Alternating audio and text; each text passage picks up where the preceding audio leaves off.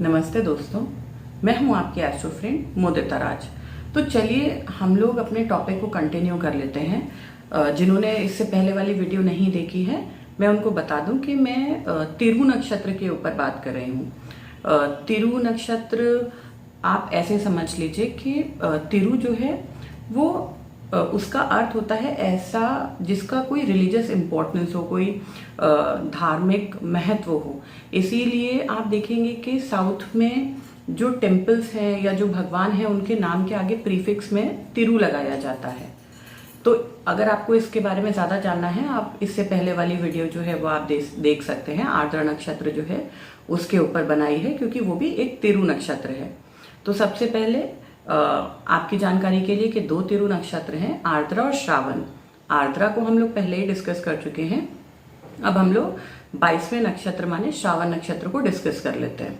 देखिए, श्रावण नक्षत्र जो है इसको तिरुवोनम कहा गया है। अगर हम साउथ इंडियन एस्ट्रोलॉजी की बात करते हैं तो वहाँ पे इसके आगे, इस नक्षत्र के आगे तिरु जो है वो प्रीफिक्स लिया गया है। जैसे हम लोग जो है पीछे जी लगाते हैं नॉर्थ में, जैसे अयोध्या जी जा रहे हैं या किसी काशी जी या विश्वनाथ जी के दर्शन करने जा रहे हैं, इसी तरीके से वो लोग प्रीफिक्स यूज करते हैं तिरु। अब देखिए, इसको श्रावण नक्षत्र जो है वो चंद्रमा का नक्षत्र है। और आप सोचिए कि इसमें कुछ तो खास बात होगी कि भगवान विष्णु ने इस नक्षत्र को चुना। और सरस्वती देवी जो है, माता सरस्वती, उनका जन्म नक्षत्र जो है वो भी श्रावण नक्षत्र है। इसको पितरों से भी जोड़ के देखा जाता है, जो हमारे पूर्वज हैं, एंसेस्टर्स हैं, उनसे भी जोड़ के इस नक्षत्र को देखा जाता है। अब श्रावण, देखिए श्रवण का क्या अर्थ है? श्रवण का अर्थ है सुनना। तो आप ये भी कह सकते हैं कि बहुत अच्छे लिसनर होते हैं ऐसे लोग, बहुत अच्छा जो है सुनने की कैपेसिटी होती है ऐसे लोगों में, दूसरे की परेशानी जो है वो सुनते हैं। ये नहीं है कि बीच में किसी की बात काट के और अपनी बात रखने की आदत इन लोगों की नहीं होती है। उसके अलावा आप देखिए कि ये लोग जो है, इसका सिंबल क्या है? 3 फुटप्रिंट्स। अब 3 फुटप्रिंट्स जो आगे की तरफ बढ़ रहे हैं, 3 कदम, वो कदम किस चीज़ को रिप्रेजेंट करते हैं? वो रिप्रेजेंट करते हैं स्पिरिचुअलिटी में या अध्यात्म में आपकी आगे उन्नति। और आप देखेंगे श्रावण नक्षत्र वाले जो लोग हैं ये बहुत आध्यात्मिक होते हैं, और एक्चुअली ये अपनी आध्यात्मिक उन्नति चाहते हैं और उसके लिए बहुत प्रयत्नशील भी रहते हैं, बहुत काम करते हैं अपनी आध्यात्मिक उन्नति के लिए। मतलब आप देखिए कि श्रावण नक्षत्र वाले लोग जो हैं वो आपको पूजा पाठ, ध्यान, इन चीज़ों की तरफ, मंदिर जाना, इस तरफ इनकी रुचि, इस तरफ इनका रुझान आप देखेंगे कि बहुत ज़्यादा है और स्वाभाविक है। बहुत कम उम्र से, बचपन से है।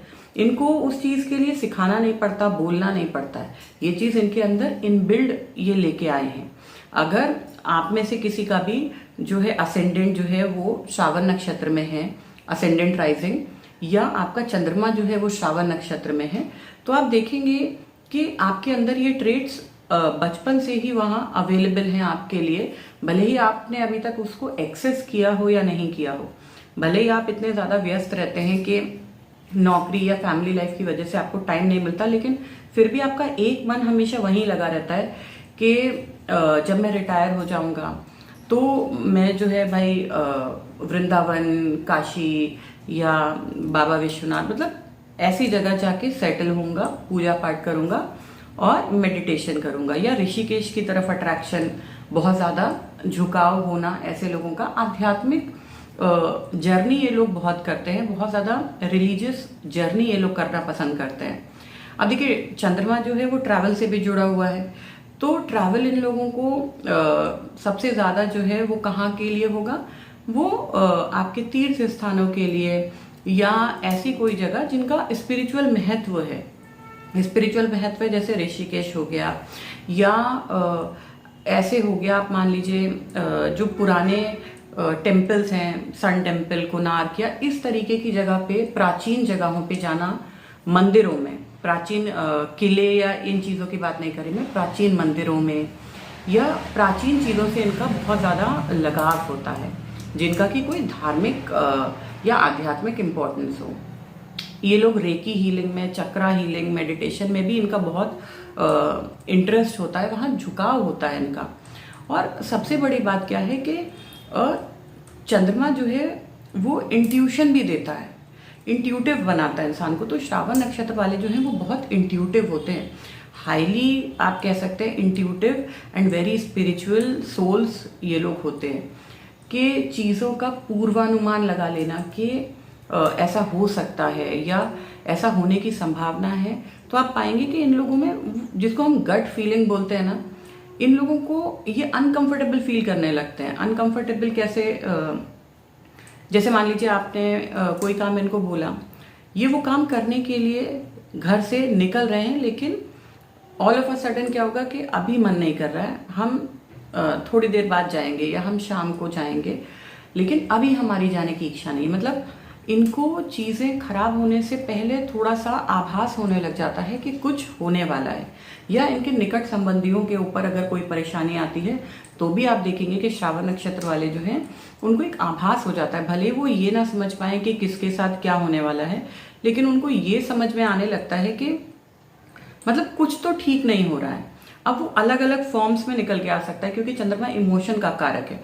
हो सकता है उस दिन जो है आपको बहुत ज़्यादा रोना आए, बहुत ज़्यादा आप लोनली टाइप का फील करो, या बहुत गुस्सा आए, या बहुत डाउन एनर्जी आप फील करो जब आपके किसी निकट संबंधी के ऊपर परेशानी आए। तो ये सारे सिम्टम्स ये बताते हैं कि आप कितने नेचर के साथ जो है वो ट्यून्ड हो, कि आपके जो नियर एंड डियर वन है उनके ऊपर भी अगर परेशानी आती है तो आप अनकंफर्टेबल हो जाते हो बिना जाने के उनके ऊपर कोई परेशानी आई है या आने वाली है। उसके अलावा देखिए कि ये लोग दूसरों की हेल्प करने के लिए, जैसे मैंने आपको आर्द्रा के लिए भी यही चीज़ बोली थी कि आर्द्रा नक्षत्र भी किसी भी लेवल तक जाते हैं, उसी तरीके से जो आपका श्रावण नक्षत्र है ये भी किसी भी लेवल तक जाता है मदद करने के लिए, किसी की हेल्प के लिए। क्योंकि दोनों ही नक्षत्र देखिए क्यों इनमें इतनी डिविनिटी है, क्यों इतने डिवाइन नक्षत्र हैं ये, इसलिए हैं क्योंकि जैसे ईश्वर है, ईश्वर जो है वो आप उनके पास, आप जब हर जगह से निराश हो जाते हैं, परेशान हो जाते हैं, तो आपका आखिरी रिजॉर्ट या आखिरी सहारा ईश्वर ही है। उसी तरीके से आप देखिए कि ये दोनों नक्षत्र भी ऐसे हैं कि इनको डिवाइन कैटेगरी में इसीलिए रखा गया है क्योंकि ये अपना सब कुछ खोने के लिए भी रेडी हो जाते हैं जिन्हें ये प्यार करते हैं, कि ठीक है हमारा सब कुछ चला जाए लेकिन उस आदमी या उस इंसान का जो है उसका भला हो जाए, बस वो परेशानी से बाहर आ जाए, चाहे हमारा प्रॉपर्टी, घर बार, मकान, दुकान सब बिक जाए। मतलब इस लेवल तक ये लोग हर चीज़ सेक्रीफाइस करने के लिए रेडी होते हैं। और सबसे बड़ी चीज़ क्या है, दोनों ही नक्षत्रों में, आर्द्रा नक्षत्र भी और श्रावण नक्षत्र भी, ये अटैच नहीं होते मटेरियल चीज़ों के साथ। अब इसका मतलब ये नहीं है कि बिल्कुल कमंडल और जो है डंडा उठा के ये लोग हिमालय निकल जाएंगे, ऐसा भी नहीं है। ये फिजिकल वर्ल्ड में रहते हुए, मटेरियल वर्ल्ड में रहते हुए भी मटेरियल चीज़ों के साथ जुड़े हुए नहीं रहते, इसीलिए इनका जो एटीट्यूड है बहुत गिविंग एटीट्यूड है। आप इनके पास जाइए, ये सोचेंगे नहीं अच्छा ठीक है तुमको ये चीज़ चाहिए ले जाओ। मतलब ये किसी भी चीज़ के साथ, किसी भी मटेरियल चीज़ों के साथ अटैच नहीं होते हैं।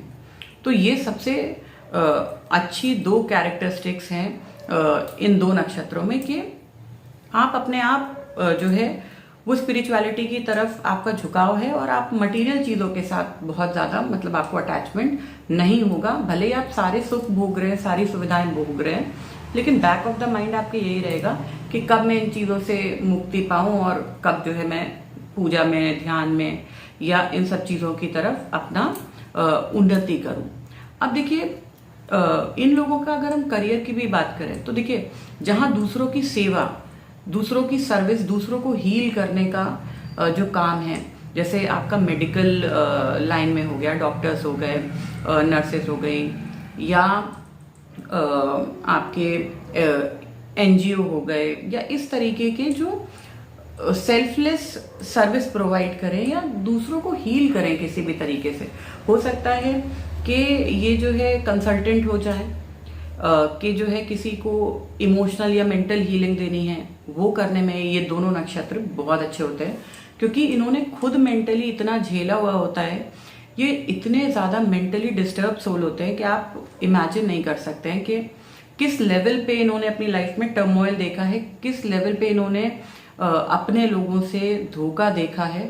इस वजह से इनके अंदर वो एक एम्पैथेटिक फीलिंग आ जाती है दूसरे के प्रति, जो है वो अपने आप, जो जिसे बोलते हैं ना कि सामने वाले की परेशानी को देख के परेशान होना और ये सोचना कि मैं कैसे हील कर सकता हूँ, मैं बात करके हील कर सकता हूँ, या मैं अगर डॉक्टर हूँ तो मैं थ्रू ट्रीटमेंट हील कर सकता हूँ, या मैं स्पिरिचुअल हीलर हूँ तो मैं रेकी के थ्रू या इन चीज़ों के थ्रू ट्रीट कर सकता हूँ। मतलब ये चीज़ इनके अंदर इनबिल्ड है, इनके डीएनए में।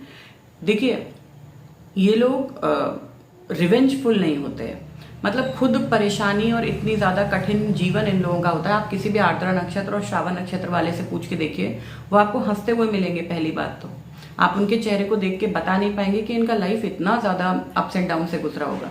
लेकिन उसके बाद भी ये वो 2 नक्षत्र हैं जिनको सबसे कम कंप्लेंट्स होती हैं सोसाइटी से, लोगों से। वो एक पॉइंट पे आके एक्सेप्ट कर लेते हैं कि ठीक है, चलो जो हो गया उसको जाने दो भाई, बात खत्म करते हैं। मतलब ये लोग रिवेंजफुल नहीं होते कि ठीक है, मैं जब टाइम आएगा ना मेरा तब मैं तुमको बताऊंगा। तो ये एटीट्यूड इनके अंदर नहीं होता है।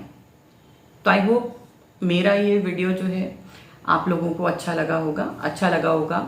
तो अपने सुझाव मुझे कमेंट बॉक्स में ज़रूर बताइएगा, और अपने नियर एंड डियर वंस की चार्ट को देख के मुझे बताइएगा कि उनके अंदर इनमें से कौन कौन से ट्रेड्स हैं। आर्द्रा और श्रावण में अगर किसी का असेंडेंट, राइजिंग या मून है तो उनके अंदर ये ट्रेड्स हैं या नहीं है। तो चलिए, हम लोग जल्दी ही मिलेंगे अगले वीडियो के साथ। तब तक आप लोग इसी तरीके से मेरी वीडियोस को लाइक कीजिए, मेरे चैनल को सब्सक्राइब कीजिए। धन्यवाद।